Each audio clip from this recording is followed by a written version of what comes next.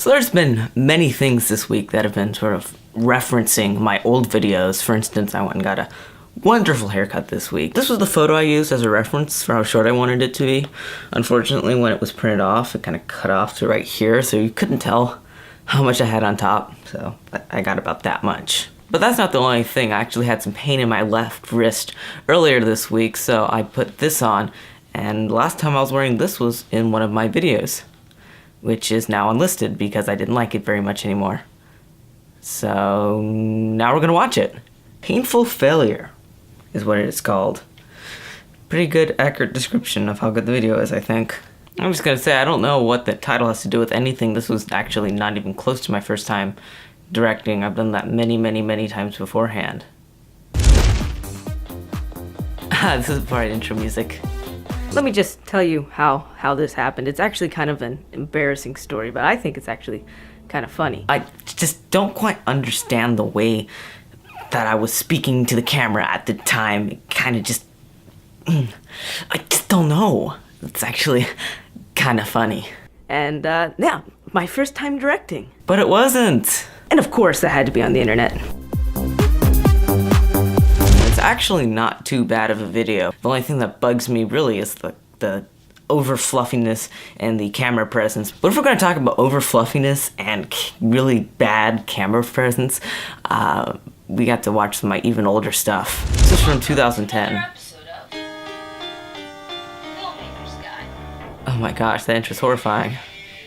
These were my early attempts at writing scores, and it's bad, it's bad. Welcome to another episode of Filmmaker's Guide. Another episode. I think this was the first video.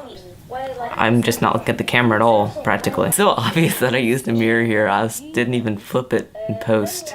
Arial. I used to use Arial in all of my videos for everything. This really did not need to be an 8-minute video. I used to dress up in all of my videos. Like, every single one of them I dressed up for, except for, ironically, part of one of my documentaries. Would you use the camera? Oh, it's so creative. I think my videos have really improved in 3 ways. The first one you'll see if you watch any of my older videos, which is my camera presence. It was really awkward and staccato and strange, really. I looked away from the camera as much as possible because I can't look at the audience I'm talking to. It's bizarre. Nowadays, of course, I'm very confident in front of the camera. I even eat cookies.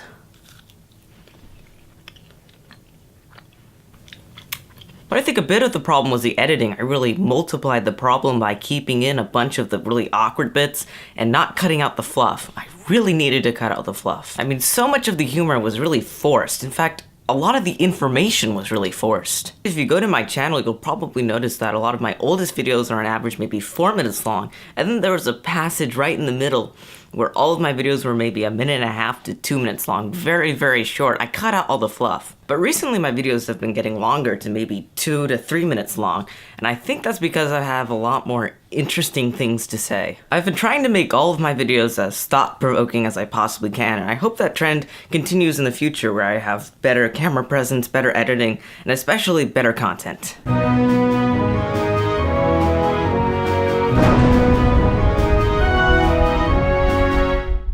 I just found out that there was a bit of chocolate chip on my nose for that last bit of the video, which is a bit embarrassing.